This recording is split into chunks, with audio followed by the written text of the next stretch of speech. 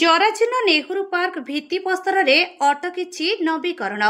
ବ୍ରହ୍ମପୁର ମହାନଗର ନିଗମବାସୀଙ୍କ ଚିତ୍ତ ବିନୋଦନ ନିମନ୍ତେ ସହରରେ ଗଢ଼ି ଉଠିଛି ଅନେକ ପାର୍କ, ଯେଉଁଠି ଲୋକମାନଙ୍କର ମନୋରଞ୍ଜନ ଠାରୁ ଶାରୀରିକ ସୁସ୍ଥତା ପାଇଁ ଆବଶ୍ୟକ ସମସ୍ତ ପ୍ରକାର ବ୍ୟବସ୍ଥା ମହାନଗର ନିଗମ ପକ୍ଷରୁ କରାଯାଇଛି। ଏଥିପାଇଁ ସହର ମଧ୍ୟରେ ଅନେକ ଗୁଡ଼ିଏ ପାର୍କ ରହିଥିବା ବେଳେ ସେଥିମଧ୍ୟରୁ 4 ପ୍ରମୁଖ ପାର୍କ ରୂପେ Ramalingeswar park, Biju Patnaik park, Gandhi park ଓ ନେହେରୁ ପାର୍କ ଭଳି 4 ପ୍ରମୁଖ ପାର୍କ ରହିଛି। ତେବେ ସ୍ଥାନୀୟ ହିଲପାଟଣା ସ୍ଥିତ ବହୁ ପୁରାତନ ନେହେରୁ ପାର୍କ ଏବେ ଅବହେଳିତ ଅବସ୍ଥାରେ ରହିବା ସହିତ ଧୀରେ ଧୀରେ ଏହାର ସ୍ଥିତି ହରାଇବାକୁ ବସିଲାଣି। ଏବେ ଦେଖନ୍ତୁ ନେହେରୁ ପାର୍କର ବାହାର ଓ ଭିତର ପାର୍ଶ୍ୱରେ ଥିବା ଦୃଶ୍ୟକୁ। ଏ ହେଉଛି ଟିକେଟ କାଉଣ୍ଟର, ଯେଉଁଠି ପାର୍କ ମଧ୍ୟକୁ ଯିବା ପାଇଁ ପ୍ରବେଶ ଫି ଦେବାକୁ ପଡ଼ିଥାଏ। ହେଲେ କାଉଣ୍ଟର ଆଗରେ କିଭଳି ପାଣି ଜମି ରହିଛି, ସେହିଭଳି ସୂଚନା ଫଳକ ଓ ବ୍ୟାୟାମର ବିଭିନ୍ନ ଉପକରଣ ଲାଗିଥିବା ରାସ୍ତାରେ କିଭଳି କାଦୁଅର ଆସ୍ତରଣ ଜମି ରହିଥିବା ଯୋଗୁଁ ଅନେକେ ପଡ଼ି ଖଣ୍ଡିଆ ଖାବରା ମଧ୍ୟ ହେଉଛନ୍ତି।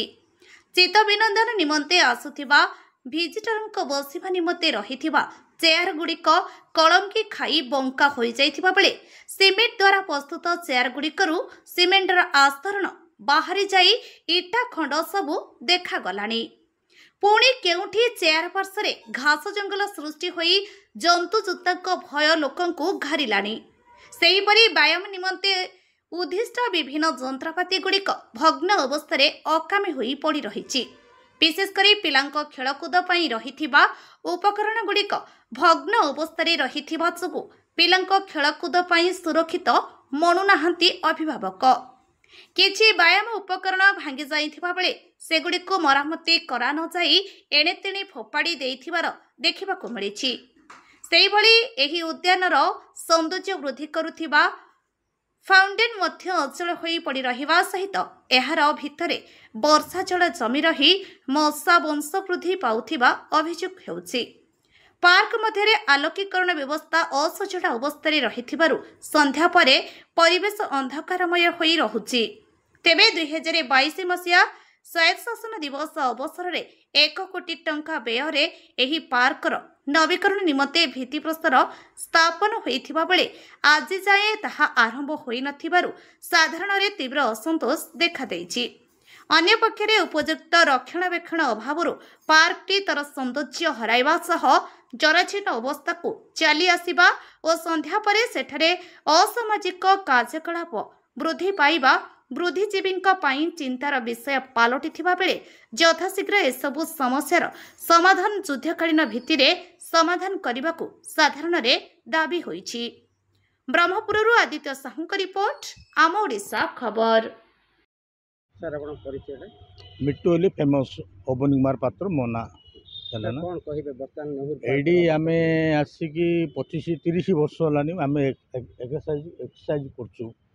आउ आजिर देखुन तो चलंत अवस्था साइड रे तो व्यायाम ऊपर जति इंस्ट्रूमेंट लागिची सबु तो भंगा रुजा हेई गेलानी कि ता पयली केले पदक्षेप नौ नांती। आउ देखुछन तो जो जोड़ी चेयर पड़ची कौन भंगा रुजा होची से भीतर भी जो असमाज ना कौन सामाजिक केते लोक आसुचंदी बसुचंदी जो दुर्नीत करुचंदी एडी कि फैमिली आसिले आसिया पे इंटरेस्ट होनांती है। आउ ताकर पिला पिली आइले भी झील पिलाड़ा पुओ पिलाड़ा आइबे बोले ताकर सेडी किए लेडी रोनांती आउ तो रिटर्न पळुचंदी तापई एली कौन पदक्षेप नेले आमको संतुष्ट लगे। आउ आपण जमीती हेले एते दिन हेलानी आमे बहुत चेष्टा करछु मात्र आपई एली किए पदक्षेप नौ नांती। एने अभियोग हेलानी अभियोग 2-3 थर कंप्लेन दिया हेलानी हेले किए पदक्षेप नौ नांती।